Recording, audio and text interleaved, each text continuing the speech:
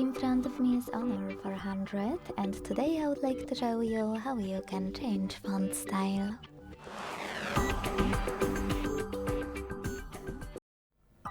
Begin by opening Devices Settings.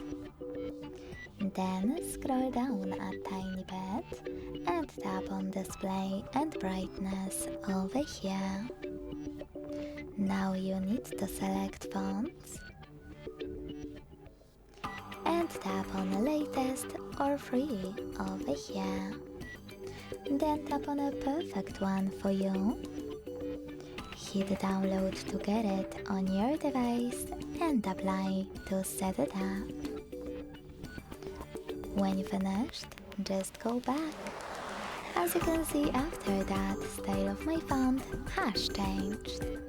But if you wish to go back to your default one, you can always do that by hitting Display and Brightness again, then selecting Font Settings and clicking on Honor over here,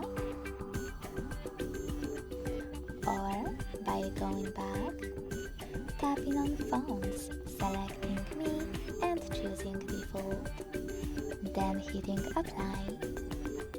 Thanks so much for watching. If you enjoyed this video, leave a like, comment and subscribe. Bye!